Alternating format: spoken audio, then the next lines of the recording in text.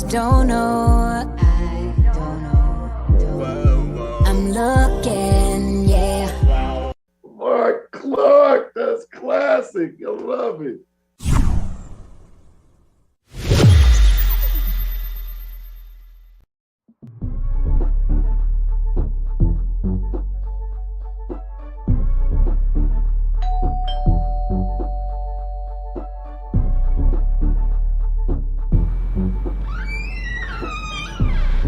Is that delicious beverage? Duh.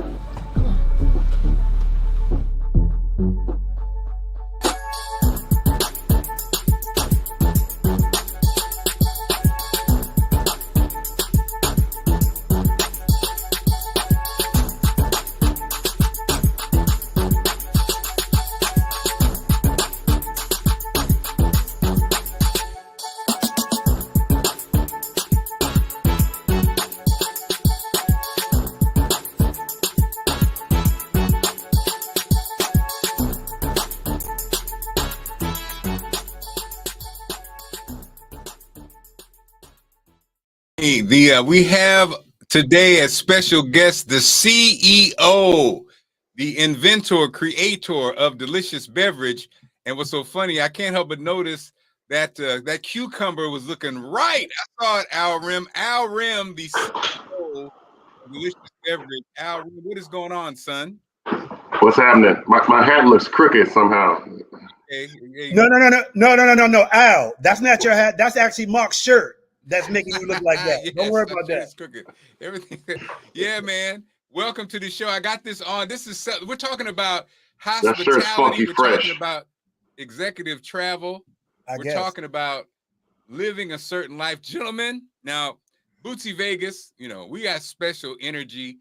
This young man, Al Rim, childhood friend, making mud pies in Springfield, Illinois. Big dreams. Was it real mud? Was it real mud? No, it wasn't that real bad. mud. Because the Midwest. Bean pie. Oh, bean pie. No, I'm being funny. In the Midwest, we got the best earth because that corn. But anyway, Al, I was talking to you on the phone the other day. Me and Bootsy have these same long ass conversations like we do, Al. Yeah. And I just came up with this.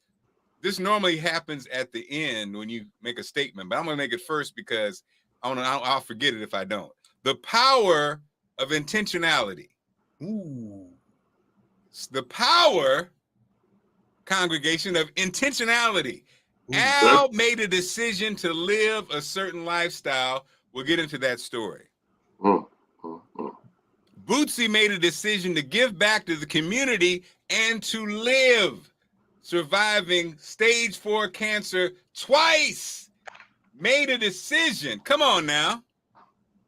I made a decision to follow my dream of media, to marry an amazing wife, to be a great dad. You decide. Don't let life decide. Life is waiting on you. Ooh. So true. So true.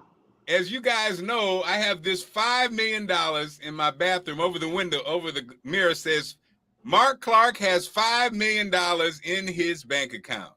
Hey, why don't you write me a $1 million check to really cover your bases on that? Well, I won't cash it to you.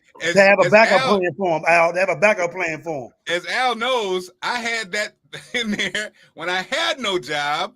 I had that in there when I needed Al to help me pay my phone bill. I had that in there when I talked to Bootsy about starting this thing. I had that in there when I didn't know what I was going to do after my latest TV experience, which I really enjoyed. And it's sitting there today as I have recently signed a 2-year deal with a TV company, a media company. So why would I not believe that $5 million is in Marc Clarke's bank account? Why would I not believe that will be the case?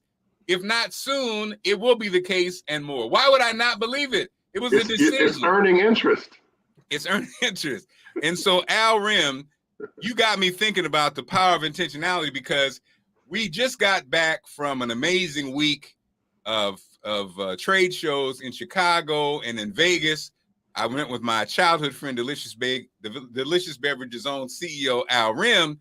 And because I went with him, I caught the wrath of Al at the airport, Bootsy, because I I don't have any of that stuff Al travels with. I got to take my shoes off, take off my drawers, lift up my booty hole. I mean, there's a lot going on.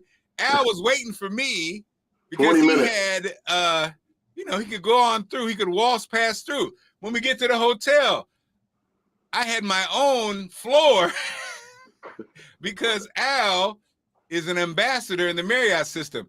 I don't know how this thing works. I said, dude, we got to do a show. I got to live a better lifestyle. But Al told me this whole journey began when Al, you said as a young exec, as a young person in corporate America, you saw people moving differently. So let's go back to the beginning. For those who don't know, Albert, tell us your background from a standpoint of career, how your background, how you got to where you are, not only in Delicious Beverage, but your other company. I guess it all started in the school, wanted to be an engineer, partied a little too much, and I ended up in the Navy. So, I mean, stop. I'm sorry. Before we even get started, Bootsy, because you know how when you know somebody all the way back, Al, share this part because I think a lot of sadly Black boys do this. Al, you kind of hid your smartness. I mean, I knew Al for his gift of escaping with the family car and having girls in the basement. And I didn't know Al was a genius. So Al, tell us about how you felt a little pressure to almost hide your smarts when you were coming up. I mean, I guess I didn't have the luxury of having a circle of friends that were in the same classrooms with me, the same courses with me. So, I don't know, subconsciously I felt weird about it. So I just wanted to fit in with my team, with my crew on the block. I was in AP classes and they were, I don't know, barely getting by. So we were going to the A&P. He was in AP classes. And but it's funny because they would have supported me in any way, and I chose not to. I kind of screwed that up. I should have been counseled better with regards to that. It led me to hide a letter from Princeton and a scholarship to Princeton because I thought Princeton was, I won't use the G word, but I thought it was a little flimsy to go to Princeton, and so. You smart. Oh wow. It was a track scholarship. So close enough. It was close enough. You still got to have some intelligence. You just could have ran there from Illinois. That's all. So I ended up at the University of Houston, but because they had Carl Lewis, this was back in those days, and I was excited about running track with those guys, and I thought Princeton was kind of weak, so which is completely stupid. If I'd have said, Mark, man, you think I should go to Princeton or University of Houston, what would you have said? Hell yeah, go to Princeton. Oh, you ain't got no leverage. You don't know. No, and the thing is crazy though, Al, is that what's crazy is me, but we didn't even have those kind of conversations back then. Yeah, that's true. Well, Al, I would love to know. Hold on, Al, before you get into it, how long did it take you to regret or realize not going to Princeton was a bad idea? Did it instantly happen, or it took you a little while to realize that? Like 20 years. Oh, okay. I didn't talk about it for 20 years. No one knew. He's one of those kind of guys, Boots. He one of them keep it to himself types. Gotcha. I mean, no one knew. I mean, because I didn't want to be criticized, ridiculed, ostracized. Like we doing you right now? I got you. Well, I got you. Well deserving. It would have been well deserving. And Al, you actually walked on at Houston, right? Yeah, walked on, but and walked off. Okay. It's funny because I could have easily been a statistic, right? Back in the old town, dropped out of school, on the corner. Yeah, I used to be a smart guy once. Yeah. That line came out of Glengarry Glen Ross. Anyway. So you end up in the Navy. Yeah, end up in the Navy, nuclear engineering program. Struggled through that because I wasn't used to not having my freedom. I ran into Marc Clarke while I was on shore duty. He's in a club and calls me by a nickname which nobody in South Carolina knew. I turned my head and there he is. Wow. Big as all get out. No, I'm just playing. He was in pretty good shape back then. And I was like, hey man, what's going on? He's like, he's interviewing for a gig. And I said, well, good luck. I'll catch you on the back half. So when I get back from patrol, I notified him or caught up to him, and he said he had got the gig and he's got a crib. And we moved in together. It was good times for a couple of years. And so, Bootsy, how crazy. I'm interviewing for a job. I've known Al since I'm like 8. We grew up in the same neighborhood. Wow. I'm interviewing for a job, walking out of club, happened to see him. I hadn't seen him in years. Wow. And then we ended up being roommates together. Roommates. Wow. So this was destined to happen. This coalition or whatever. So what was your Navy experience like overall? Like, do you think the Navy prepared you or mentally got you prepared for what you want to do? Because I'm sorry, Marcus, I know sometimes people have different perceptions of the Navy and what Bootsy, it is. And Bootsy, I want to ask that question. I just want to also because he won't do it. So Bootsy, understand the nuclear program in the Navy is one of the most stressful, most intense intellectual programs, period. It sounds like it too. People who go through this program is, higher than any other MIT, any type of engineering school. So when you go through the nuclear program, you're a special person anyway. So go ahead, Al. And what's added to the stress is that you voluntarily signed up, right, to be in the Navy, and you voluntarily made a decision to, whatever, involve yourself with this program because they tempted you with all the glamour and all the prestige of what this program can deliver, not to mention how it can impact your life for, your entire life, just basically putting you in a position for success for your entire life. Not to mention the skill sets and the training were invaluable. So they tempt you with that. Then you get into the program and the first day of school, first day of class, the instructor says, look to your left and look to your right, because neither of those people are going to be here in about 2 months. And I'm like, oh my God. And then the stress begins, and it was pretty intense. And so that program, I think, though, really set the stage for problem solving and creating a little bit of arrogance. I already had mine, but for most people, it created a little bit of arrogance about what they could and couldn't do and what they could achieve. And it gave you a sense of invincibility, right? You are the best of the best and you made it through the program, so you should be able to do anything.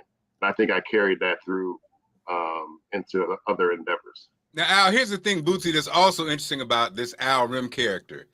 Al is obviously, I don't know, I'm not smart enough, Bootsy, maybe you guys can help me. They talk about a right brain and left brain. So Al, on one hand, is a scientist, a mathematician, a thinker, very linear, but he also is very creative. He's funny. He has another side. So when he never has been able to do it for me, so I guess it's gone forever. Bootsy, when he was under, so the sub guys, when they go under, you're out of touch for months at a time. It's almost like, and they understand that they could die. They could die. So it may probably causes you to go a different place. So during this time, Al sent me some poetry. I didn't know this boy knew how to be I didn't know he was a poet. Bootsy, unbelievable. I'm talking about, how it is. We see a lot, we're musicians. We see a lot of music and poetry and writing. Albert tapped into something I never heard for, and I begged him to send it to me again. He lost it, whatever. But dude, it's a whole thing. This poetry was amazing. The iambic pentameter, the all of the stuff that makes great poetry. I don't think I was that smart. It was brilliant, but it was like weird. Bootsy, he did it, and it was like, he came back on, and he was like, I don't know what you're talking about. So anyway, and that's what's funny about him. He has two different sides. But anyway, so you do the nuclear thing, you come out, then you go to the University of Illinois for engineering. University of Illinois engineering, graduated from there, and then went to Kraft Foods. Okay, stop right there. Also, because he won't say it himself, Albert is the first African-American to graduate in chemical engineering at University of Illinois? No, one of the first. Yeah, there was like 6 of us. It was a whole group of them, but it Whole was group of them. time because Bootsy, see, people don't know. Al knows, but people don't know in Illinois, the generation before, it was a time when University of Illinois, it was not only hard to get into, you didn't see a lot of brothers rolling through. Now, Al and I at the conference, we ran into a whole bunch of people done come through the door now, but back then, going to University of Illinois itself was special. Yeah, it was. And so then, boom, first job, Kraft Foods, and this is where Let me clarify though. Oh, clarify, Al. The group of folks we ran into were all chemists. So I asked them if they had any chemical engineers on their team, and they said no. Oh. So it's back to where they were, unfortunately. So wow. I need to give back, apparently, or make my, presence known in order to influence some of those folks to take that next step into engineering. So Al, what is that? What is that? Yeah, give us that distinction. Again, I know it doesn't matter, but it does matter, because I used to always call you something. And so when you say chemical engineer, you say chemist, it's different, correct? Yeah, so the chemical engineer takes all the chemistry courses that a chemist would take. Then he takes all the engineering courses for like thermodynamics, flow, hydro, just all the different energy balances, and in addition to physical chemistry. So basically we understand, they understand the chemistry of flow, and we understand the engineering of how things break. I mean, because that's what engineers do. They want to know how not to break stuff, That's what they hire us for. And so that's going to be a whole other show. So now, getting into what brought us here, Bootsy. Now, Al at Kraft, this begins the journey of travel and hotels that many don't know about, and a book is coming soon. Book's coming soon. Really? So Al, it was Kraft, and it was Kraft Canada, right? Yeah, I worked for a division of Kraft Canada, so really kicked off the travel experience. I was in Montreal and Toronto. Did you get to live there, Al? Once again? Did you get to live in Canada? I technically, no, I wasn't living in Canada, but I had a spot. So, okay. Oh, snap. Because I've heard stories about Toronto, sir. I have been to Toronto, and I've, Toronto. Well, the red light district in Montreal will rival anywhere in the world. So it's I haven't been there in a minute, but I have. Oh, shout out to my good friend Omar Evans, who played cornerback for the Montreal Argonauts. And I went to the Grey Cup, so I do know. We've got some class. Let me tell you, you guys put the ass in class. Both you guys. Of course, Mark said that to somebody's wife recently, so there you go. Hey, keep that down. So Al, this is when I thought about you. I started the show with that quote about intentionality, because when we were together recently, you told me that when you first had that thought of like, how are you going to manage your travel and what you wanted to do, it happened around that time, right? Yeah. So I was trying to be everything to everyone at the time. Didn't understand, so out of Chicago, there's two hubs. There's United for airlines and American. So I would just choose the cheaper flight at the time. And so I was dividing my flight travel between American and United. Then I'd get to Montreal and I'd take the best deal. So I'd be staying at Marriott's. There's a hotel called Intercontinental and the Hilton. So I was staying at those three hotels, and I was, just living my life. Didn't recognize that I was dividing my perks amongst too many organizations. And you have to focus your points in order to achieve the goals that are required to live the executive travel life. So, the executive travel life, y'all. We live that executive travel life. You got to focus. And so I made a decision to focus on American Airlines, focus on the Marriott, and then I haven't looked back since. So I'm lifetime membership award member for those programs now, and it's and Mark can tell you they treat me quite nicely, and I think it's so what happened was, and Mark, I'm not sure if you were actually with me or it was the time after that you experienced the penthouse floor in the Bahamas. But so I was staying in the Marriott in the Bahamas. We were doing something, and and we were in the elevator, and some guests came on the elevator and they had a key just like we had a key, but then they stuck it into a slot and hit another button that my key didn't have access to. So later on, I asked the waitress that was serving us very well, and she told me that, oh, they were staying on the penthouse floor. You have to have special access. So I asked her, can you get us access? Right. So she gets us a key. We go up there and it's a whole different world. And so from then on, I made a decision that I want to know what they know. I want to be where they be. Wow. I want to find out what's going on in the front of the plane, not the back of the plane, because it's a whole different world. It's a whole different group of folks up there. And believe it or not, deals are being made, invites are being dealt. And in the back of the plane, you're not getting those perks. You're not getting the perks in the lobby bar. You're getting the perks in the upstairs executive lounge. You know what I'm saying? So those are the things that I set out to strive to become more travel savvy. And it's crazy because, you know, I think you said, Al, what you described is how I think most of us move as far as get the best deal. You know, I sign up for all the points, but don't really use them. I'm looking for the price. And I guess it's like some people say, well, if you don't travel a lot, you don't travel enough to make it worth it.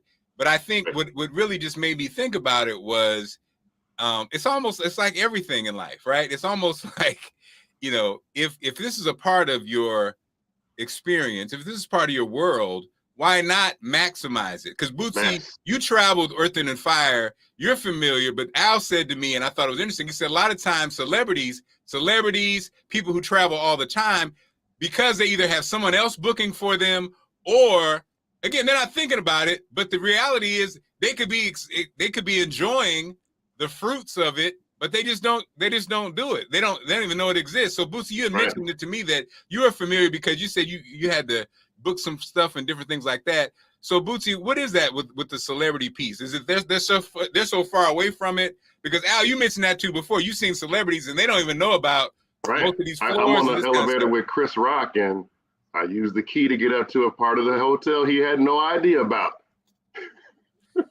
So Bootsy, you experienced that with the celebrities? Yeah, well, I experienced it as well as the fact where the principals roll in one type of situation, they're kind of ushered in and stuff like that. But what happened was with me was I noticed that at some points, if we were all traveling on one day, we would all go to one location. But if we were traveling multiple days, some would go here, some would go there, and then everybody else would go to the executive team, and it was always different. But it was always perks of when we got there was a welcome package. There was, different perks or whatever.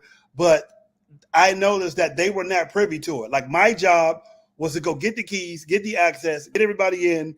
And I started noticing how stuff was working as well. I never really dabbled into it because I had so many other requirements as being the media contact person. But the more that I traveled, I started realizing that, like another example I know is that even with airlines, they didn't have to check in all the time.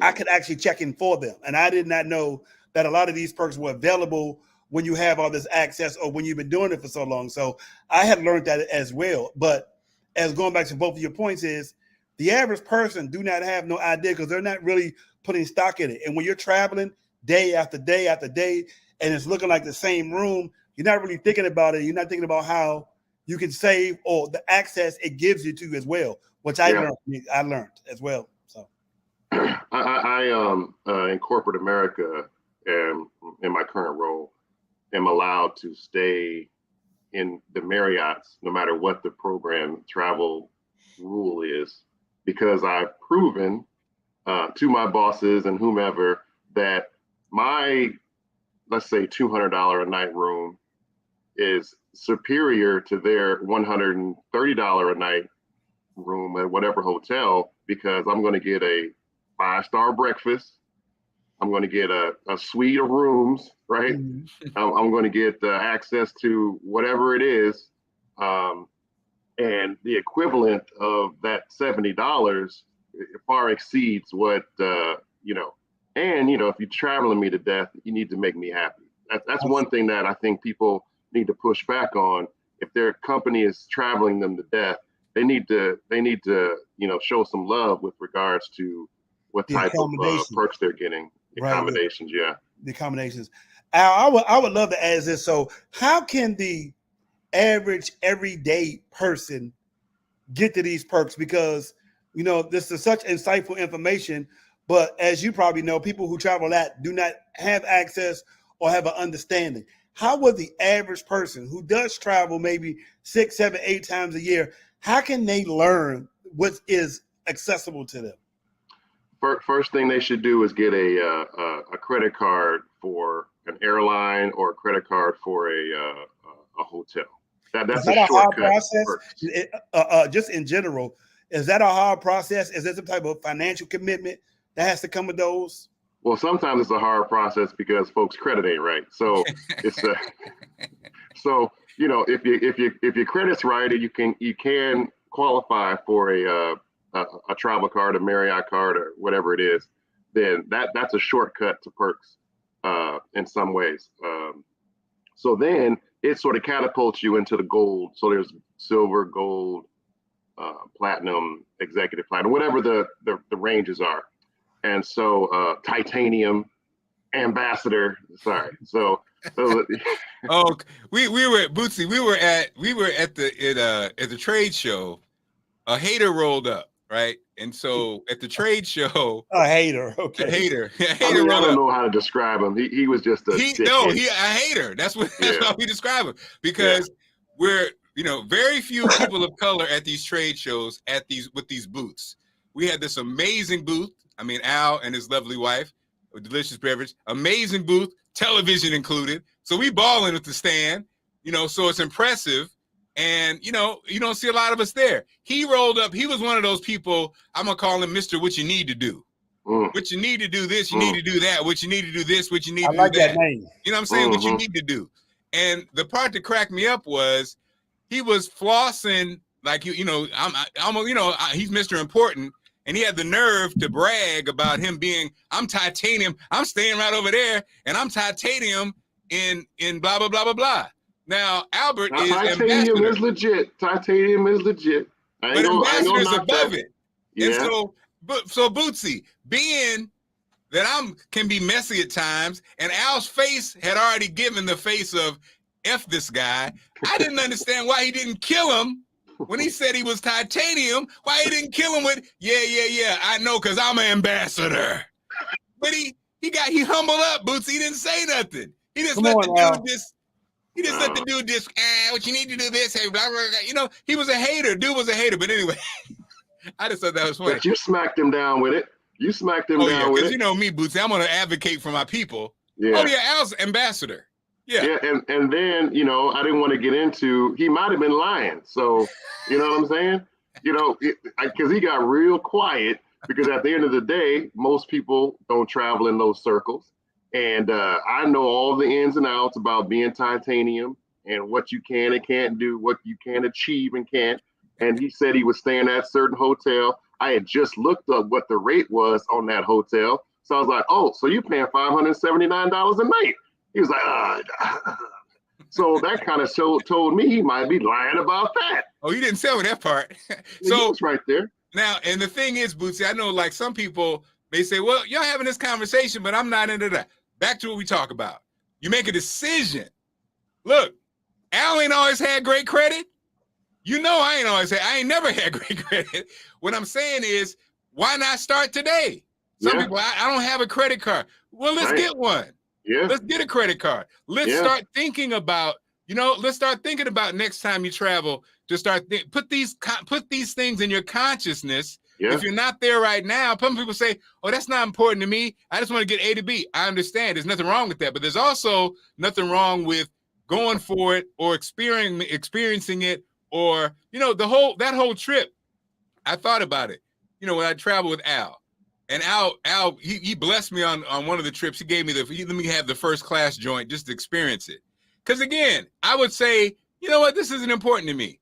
But what I thought about Bootsy was, it would be nice to have the family travel a certain way. It would be nice to, experience it. Now, it's not what life's all about, but why not? Why not? Why? It's like treating yourself to a nice steak or whatever you enjoy. Why not? And so I put you in a suite too. And then the suite, Al gave me a suite. First of all, Bootsy, it starts off with the gator chairs. What the gator skin chairs? That was wow. It started out. And here's the thing that Al did that talk about again. And this is the part about friendship. This is the about people who influence you or that you love. So Al and his wife, I was spoiled because I've been traveling. We're going, we're staying. We're going here. We're going then. And so one night I thought I was going to my room, but I was actually sharing a room with Al and his wife because he couldn't, they didn't have anything. So he got me this suite, Bootsy. Him and his wife stayed at the lesser spot, and he gave me the suite. Why? Because he wanted me to experience it. He wanted to put that in my head. He wanted to say, he's known me my whole life through ups and downs. And like I said, he's helped me pay bills. So he let me experience it because he said, I want Marc to feel this because he deserves it. Right. It's how he's supposed to be living anyway. That's how you're supposed to be living. He didn't say, all right, man, you take this hotel. Me and my wife, we're going to move to go to the suite because it's nicer. He's like, nah, go ahead. And I said, you know what? I mean, that's why I love this dude, because that was just putting something in my head. Because a lot of times when we're going through our ups and downs, we start getting lost, right? And we start just like people, you almost accept, like when somebody's watching this and says, well, I don't have good credit, so I don't have a credit card. Well, work on getting good credit. Don't give up. That's a decision. That right there, that's how they separate us from a different lifestyle, is this credit thing. And I think people have a fear of their credit that it's never going to be right. So people that have this fear, the first thing they need to do is just pull their credit report. Just pull the credit report. It's free, whatever, and take a look at it. See what's on there. See what it is that's holding you back, and try to understand the rules of paying your credit card, and that the utilization rate on your credit cards is tremendously important. You got to get it under 30%, and your credit score will start to increase instantaneously. And, and so if you've got some old aged out stuff on there, you can choose to try to what's the word? Have it removed or dispute it. Or you can just call them up, work out a settlement for it. It's 5 years old anyway. They're like, oh, we've been trying to get you for however many months. And you say, you know what? I'll pay you $200 if you just, and for whatever reason, these days, they're wiping it off the credit report.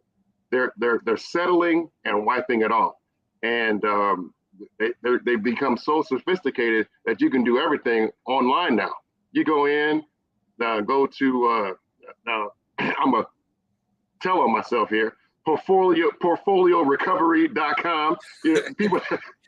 People with bad credit know they be calling the portfolio recovery. You see it on the caller ID, something's wrong. And so you can go to, they give you a code, you go in, you check to see what what report it is. They done bought something from someone and they got you.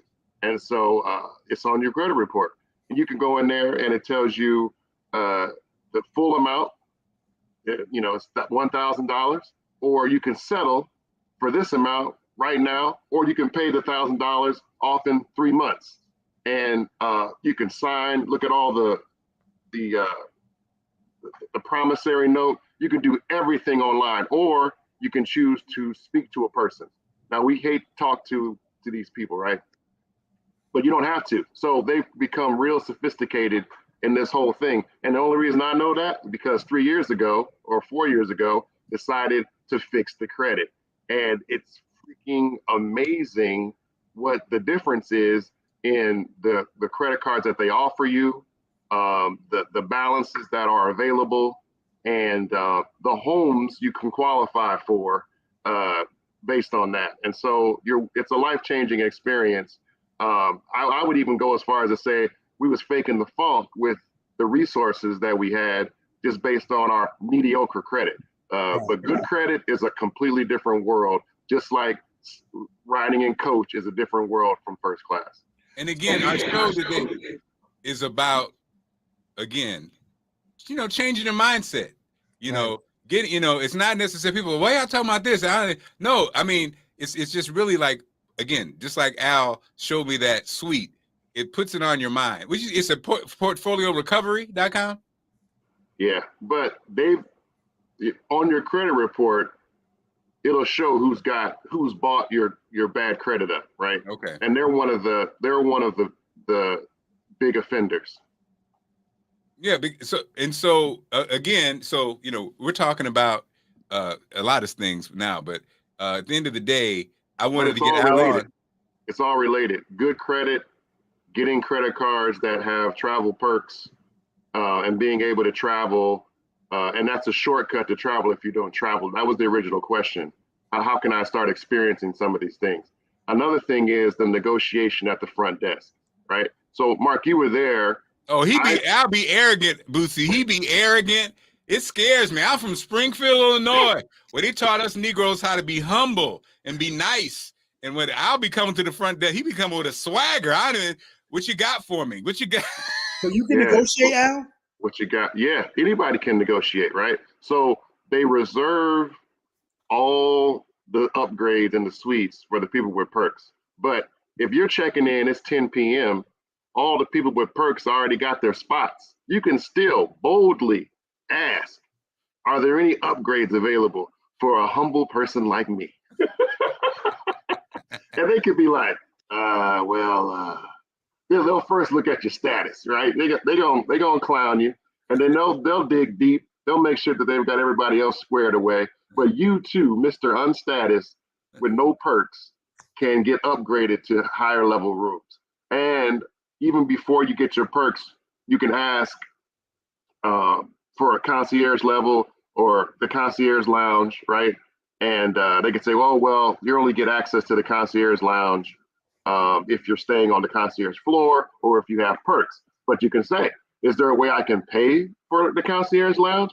And 9 times out of 10, they'll just hook you up. You know what I'm saying? So you can start to enjoy the concierge lounge, which has free drinks or discounted drinks, pour your own drinks. So even if you got to pay for the $7 drink, you can make it a $20 drink in your glass. Man, I love what you think, Al. Free breakfasts. And so you got to just negotiation at the front desk. Mr. No Perk rolls up to the front desk. They're like, okay, we got you in a twin size, whatever, right? On the 3rd floor, behind the broom closet. And he's like, well, are there any rooms with better views than this? Well, let's see. Oh, well, we can get you in a corner room. And he's like, does this room have access to the concierge lounge? They'll look at your status, recognize, who is this guy? First of all, when the book comes out, you'll know all the lingo, right? So you'll know the lingo. And then, so they'll be like, no, so I'm sorry, you don't have access to the concierge lounge. It's like, well, is there any way I can pay to be up there? They're like, no, I'm sorry, you just have to have status. I was like, maybe they'll hook you up, maybe they won't. But you got to start asking these questions. So when I was negotiating the suite for Mark, he's like, sir, I'm sorry, the only suite we have available is right next to the elevator. I looked at Mark, it's like, Mark, would that be okay? Right next to the elevator. But he knows that some people with titanium and ambassador status are assholes, right? They travel a lot. They expect everything in the world. And if they were hearing the chime of the elevator all night, that's going to reflect bad on them. So he asked me, which was a good move. The problem was, before I checked in, he should have already upgraded me to the suite. You know what I'm saying? You don't see ambassadors every day. So when you see one that's about to check into your hotel, you hook them up immediately. Act I Look like had out you to for know. ask. I'm look an out I had for to ask. ambassador. cookout. Huh? Look Yeah, out for exactly. cookout. That's why I had that swag, because why am I asking for the suite? Put me in the suite, bruh. Put me in the suite. Say, oh, I got something special for you tonight, Mr. Rembert. Hook me up. But he did hook up. That was like a triple upgrade. That wasn't a normal suite. So yeah, Well, and Bootsy, the funny part, what I think is funny when I'm rolling with Al, is how people, boy, when you black in America, but they still don't want to believe it. Me and Al did an Amtrak trip. oh man. And who knew Amtrak has a whole little hookup thing too? So we go to the joint. Was it Chicago? I forgot where we were. New York. New York. And the brother was trying to hate on he was acting like we ain't supposed to be there. Yeah, I'll show you. This is the business class lounge. Yeah. Are you supposed? Why are you in here then? So what are some of the lingos that an average person like me, who may be possibly traveling? See, first of all, you're way above average. Nobody's an average person. You are special. Special every day. I like to be humble about this, Bob. That's what this show is about. Everybody is special. Including you with that Father's Day shirt you got on. That shirt says Father's Day, Hawaiian Father's Day shirt vibes. This show, let me tell you why I wore this shirt. Oh, please. I'm gonna go ahead and tell it, Al Rim.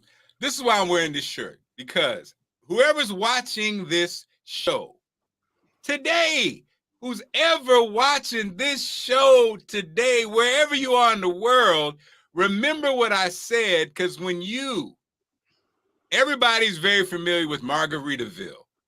Jimmy Buffett had a song called Margaritaville and a lifestyle. Margaritaville, his restaurants and bars. Jimmy Buffett wears shirts similar to this, and now they're breaking ground on Margaritaville retirement communities. So everybody who's watching this show, I wore this shirt because have no doubt that delicious beverage, the delicious brand, will do the same. There's going to be delicious beverage restaurants and bars, and who knows, a delicious beverage retirement community for people like us. So when you see this, you're going to be like, I remember Mark had that ugly ass shirt on, and CEO Al Rim was on, and Bootsy asked him, and he said this, and I'll be damned if I don't see these damn delicious brands everywhere. So remember this day. Let me switch to my delicious beverage hat. What was I thinking? I know I don't know, brand ambassador. Hey, what type of ambassador are you? Come on, man. Come on. Yeah. And so this show, obviously, Bootsy, as it always, turns into something different. But it's like, let me just say that Al doesn't even know this part. So Bootsy, Al is in Atlanta now in this amazing neighborhood, right? And here's something I laugh at myself, because your friends can influence you in a good way, and they can influence you in a bad way, right? So Al, who's got this beautiful new home in Atlanta, and had to get 1 million trees taken down, and you're adding a tennis court and all this kind of stuff. And so your friends having these kind of ideas and these thoughts. So then you start looking around. A lot of times you have things that you own, but you don't even look at them in a special way. Landscaping. You know what I mean?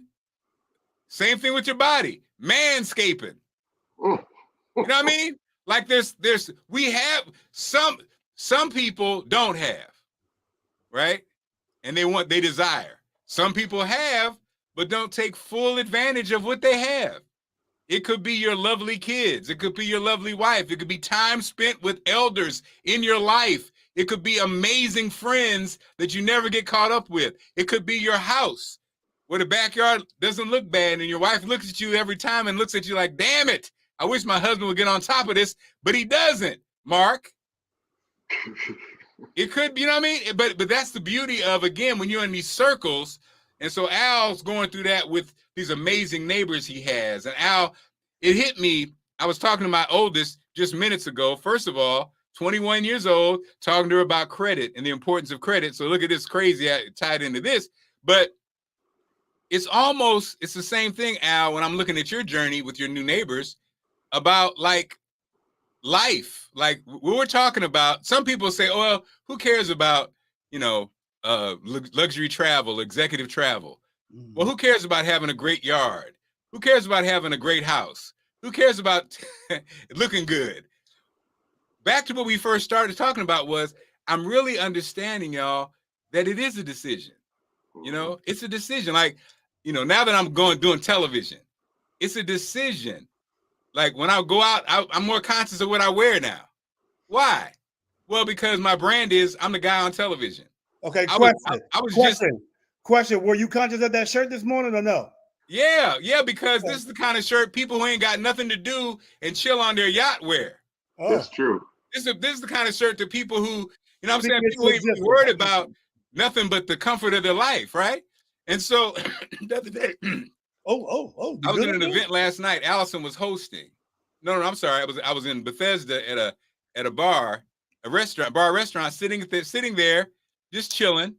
And this white lady said, "Oh, I'm sorry." She said, "Oh, I'm sorry. I recognize you." Right? And I was thinking, like, these are little subtle things. Yeah, because she was like, Al Roker, I love you so much, Al Roker. And some people think I'm Al Roker, right?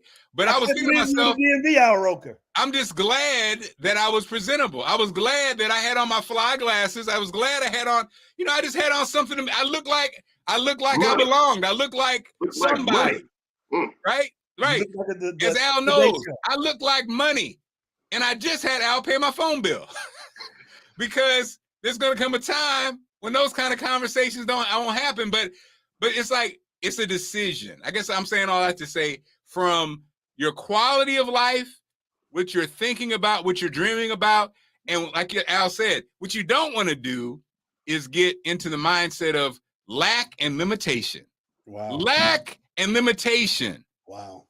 Why not be in an abundant, the mindset of abundance and not looking at what you have right now? Oh, because that happens. I know that when you get caught up and you ain't paid this bill, you ain't paid that bill, you feel overwhelmed. You don't have any answers. So you'd be like, oh, I ain't thinking about no damn traveling first class. I'm just trying to pay this phone bill. I'm just trying to pay this.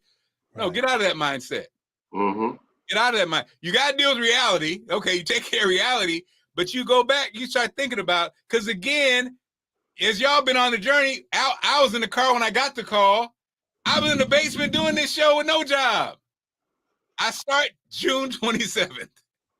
I told you to follow up. I was like, no. Don't wait another day. Find out what them dudes is doing. I said, man.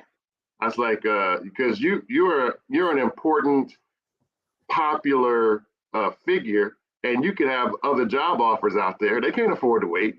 I was like, just hit them up. And sure enough, they closed them hours later, right? Yeah, that's true. That's true. And so this whole show is just about possibilities. Because again, we started on 16th Street. No, 21. We started on East Jackson Street in Springfield, Illinois. And I have, I've been with Al when he closed on. How about your first house going to be $1 million house?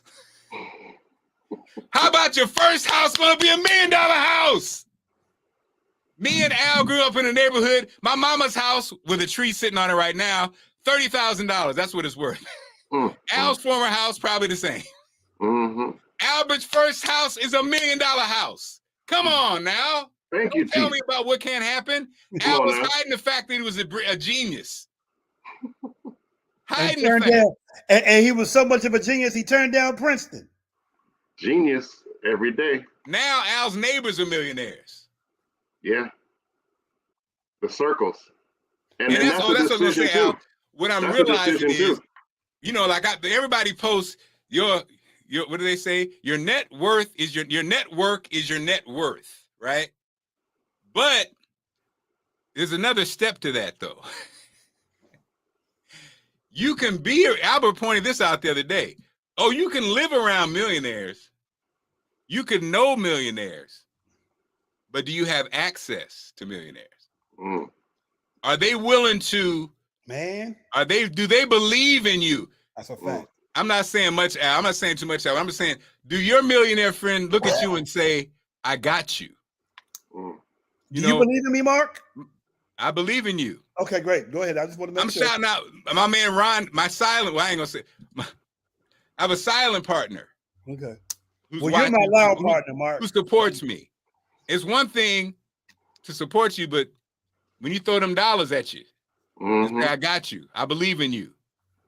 And so your net worth is your network, but that your network has to believe in you. And they have to financially support you in your dreams. So, but what I'm learning though is, so some of us have people in our network who, it's a weird relationship. Like, you've been with them forever, but they ain't really did nothing for you though. And they might be using you. And when I say using you, not using you in a, dastardly way, I'm just saying you may have something that they need, but they don't ever really support what you need. And those are real questions you have to ask yourself with your network. Then some of us don't have no network. Some of us have a terrible network. Like, if your network, if you are a dreamer, if you're an idea person, if you got great excitement about something, and your network, including your family, kills your dreams every time, you need to cut that loose. You got to ask for a better network. You got to ask the universe. You got to ask God for a better network. You got to ask for what you want. You know what I'm saying? True. Write it down. Make that part of your goals. Writing down these goals. I'm looking at my goals right now. They're all over my little desktop here. I want to be able to see them and repeat them, talk about them, think about them constantly all day long, because this thing is real, man. You got to put it out there in the universe and things start to miraculously happen. We made a decision to move to Atlanta. We tried to remotely look for cribs, and the competition was so intense that doing it from California was next to impossible. So we decided to just move out to Georgia without a house. We're going to live in an Airbnb until we find a house, which sounds insane. And when I was booking the Airbnb, I was like, how long do I think I'm going to be here? So I was like, we're booking this thing for 45 days. We will be in a home before this Airbnb runs out. And we closed on the 45th day. Won't he or she or they do it? Won't he, she, he, or they do it? Or all of them. And now, right, we was gonna have to get a 2-day extension, right? Because the owners of the crib was like, oh, we need to clean, we need to blah blah blah. So then we got back to them and said, man, we're gonna have to extend our Airbnb unless we can move in. Oh, I didn't realize blah blah blah, and boom, it just all worked out, and we literally got to move out of the one spot and move into the new spot. And so it was like overnight, there's people in this home, right? Black folks in the home when white folks were there yesterday. So that was nice. Wow. Well, and I think that's why all of us, we all have to shout it from the mountaintops or do the show. And kind of, because I think when you've experienced it many times, it's easy. I mean, it's like we got to get people fired up, because I think some people are so down. Some people are so spiraled down into their negativity, they don't even know it. I remember my mom. I saw her job break her. I saw my mom be broken, and I saw it affect her. And I think the blessing for me was, and that sometimes happens when somebody's on a journey and you're witnessing it, it then inspires you. So one journey I had was I was never going to do a job that I hated. So that's what got me on to following my passion, right? Because I saw my mom. I saw her break from being, she fly to come pick me up at work, to wearing knit outfits and she was down. And so somebody watching this is in that space. And I'm going to just say, starting now, start dreaming again. Start dreaming again, because again, you have to, well, I guess our theme is you have to decide to live the life that you desire. You deserve it. Everybody, that's the thing. That's one thing I hate when people be like, what do they say? When they basically say God chose you, they say what do people say? I'm anointed. We all are. You ain't more special than me. You are too. You got it. You just don't know you got it. And I do. Yeah. and the whole vibratory energy that you give off, that law of attraction thing, when you're in that negative space, you keep attracting that same negative outcomes, right? Yep. And so that's why when people start to make it, when people start to enjoy these type of lifestyle, when people start to get the gigs and start to be successful, they're vibrating at a level of success, and they continue to attract similar types of things, and things seem to get easier and easier and easier. And so that I think that's reason why some people continue to attract those negative things, continue to be poor, because they're attracting those things. They've got to break out of that thing. And one exercise I found in this book I was reading, it said, write down what type of salary you'd like to make in the next year. And people, when they do this exercise, they'll realize the limitations of their own brain, right? They'll realize that they'll continue to, they'll put themselves in a position of, based on information I have right now, my current resources, my current job, blah, blah, blah, the best I could hope for is a 5% increase. And they'll write that down. No. The question is, what type of salary or job or crib or car do you want within 1 year? Write it down. It doesn't matter what your circumstances are. The universe will find a way. It's not logical. Right. That's the part that is funny, because I think a part of me is, I definitely have a logical side, and it's not logical, man. Mm-hmm. It's not logical. Don't worry about it. Don't worry about it. Look at Steph Curry. Look at Steph Curry. Now, some of y'all, I'm older than you guys, but coming out of college, you would have bet $1 billion. There's no way. You said this kid is going to be a Steve Kerr-like shooter, a great shooter, but he's small. He won't really, he'll be cool. He ain't going to be as good as his daddy, but he can shoot the lights out. Steph Curry, he changed the game. Mm-hmm. When you go watch kids, they're trying to be like Steph Curry. Right. He wasn't trying to be LeBron James. He wasn't trying to be Michael. Guess what else Steph Curry do, though? And guess what else? Steph Curry make people who do not normally watch basketball, he make them want to watch basketball. Because he is the little guy. You don't necessarily know how he do it. He's not jumping out of the gym. It's something that he has that make people who do not normally watch basketball connect with him as well. Well, and also his style of play is what? You've seen it. We all seen it now. When he closes his eyes, it's faith. He don't say, I hope, I wonder, I know it's going in. I know it's going in. And here's the beauty of it. Even that game when he had a horrendous night, they asked him, what is he going to do about it? Keep shooting. Keep shooting. That's what life is. I don't care. You lost your job. You got evicted. You're homeless. You got to keep shooting. Right. You got to keep shooting. I was just in an event last night, and I was just thinking about it. It's tied to helping homeless people. And one of the gentlemen, again, former military, protected 2 presidents, super articulate, just a powerful, crazy presence. He was homeless at one point. You know what I'm saying? He was homeless at one point. Seeing him, you look at this guy, and he's a motivator of men. You saw it, just meeting him, shaking his hand. But he was homeless at one point. So there was a time when the outward appearance did not look like that. Right. But he kept shooting though. Right. And that's what we all have to do. And that's why we're going to shoot for.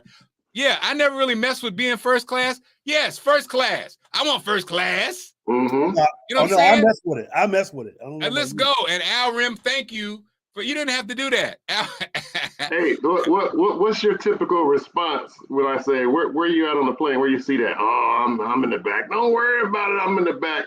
Hell no. I brought your ass up to the front. Because you're not Rosa Parks. I'm tired of being in the back. Because you're not Rosa Parks, Mark. We tired of sitting in the back of the plane, huh? Wait a minute. Okay, that wasn't the plane? Okay. Right. Literally, from the back of the plane to the front of the plane, off boarding, I could already be in my rental car and on my way to the hotel, and in the lobby, having a cocktail before you get off the damn plane. And people don't talk about that. That's it was true. only $45 for a flight. We'll spend $145 and get up front. So Al Rim, as we wrap things up, and thank you for the insight. Yes, sir. Give us some, give us an update on Delicious Beverage and a parting word for the show. Delicious Beverage, like you said, we did, 3 trade shows and 5 weeks. It was tremendous. And, back and forth, Vegas, Chicago, very exciting to let people taste the product, experience the energy of Delicious Beverage and family. I think that our competitors haven't really innovated in a while. They're sort of resting on their laurels, the big boys, and to come across a company that has an amazing product from out of nowhere, really, and just wondering where can they buy it? How can we do this? And we're changing the game, and we're doing it one family restaurant at a time, one customer at a time, and we're just the $1 million deal is sitting here on my desk somewhere, right? And I've got a card. What does it say?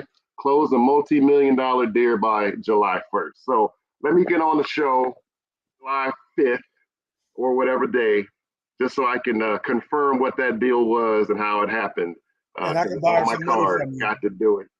And I can borrow some money from you because that's what my rich circle of friends Mark was talking about does. So I want access to that $1 million deal you got. Absolutely, and that's one of the things you can't be afraid to ask. And don't worry, I won't. You have to boldly ask. But then the question in response to that is, what do you need it for? And so, and those things. And then one of my parting words is, I was a serial entrepreneur, a lot of great ideas. I had a lot of great jobs because of my background. I'd work and save up $20,000 or $30,000 and then quit my job and pursue, because I was under the impression you got to be able to jump all in. You got to jump off the cliff. You got to, you got to go all in, got to burn the bridge, or else it's not gonna work. And the lesson I learned after 30 years of that failing is that you have to have resources to support your dream. And so don't quit your day job, live your dream, work those extra hours in the background, work those extra hours at night, do what you got to do, fund the dream yourself if you have to. And then when your dream starts to explode, that's when you leave the job. So those are my parting words. Gentlemen, I know you guys are both fathers. Have a great Father's Day weekend. I want to thank everybody who's watched in real time and watching in another time. We appreciate you. If you're not subscribed to the channel on YouTube, Reinventing Marc Clarke, please do so and follow us. And again, Delicious Beverage LBC on Instagram. Also, as you can see, deliciousbeverage.com. Use the code MARC2020, get 20% off. And I did have some news. So people that have been on the site before and have purchased the product at some absorbent rates, usury rates, we did do a price decrease, a price reduction. So if you go in there, you'll see that our prices we're trying to level out the pricing, because at some point you'll see the product on the shelf and it'll be at a similar price. So we had to make those price changes. Oh, okay. Awesome. All right, gentlemen, have a great weekend. That's a great way to start it. If you're traveling, you got some great information. We'll wrap it up with our Delicious Beverage commercial. Bootsy Vegas, anything you need to say? Congratulations to all my students who are graduating tomorrow. I got 3 graduations I'm going to tomorrow, so I'm excited about that. And to everybody who has kids that are graduating, congratulations to you guys. And shout out to Juneteenth. Allison and I, babe, where are we going? We're going to Berryville, Virginia to host an event tomorrow. Oh, I love Berryville. You're going to love it out there. Or as Bootsy calls it, Burryville. We'll be there tomorrow. B-U-R-R-Y, Bird. And also shout out to the Father's Day run on Sunday in Baltimore. I was supposed to co-host with Faraji, but I might make it back just in time to do the 5K. And again, shout out to all the dads out there alive and who've gone on. Yep. Also, shout out to the deadbeat dads. Shout out to y'all. One day One day you'll get it together. It's okay. It's okay. One day you'll get it together. And then shout out to the amazing dads. I'm sure you guys are all in that category. So we'll wrap things up with this delicious beverage commercial, one of our favorites, and we'll see you soon.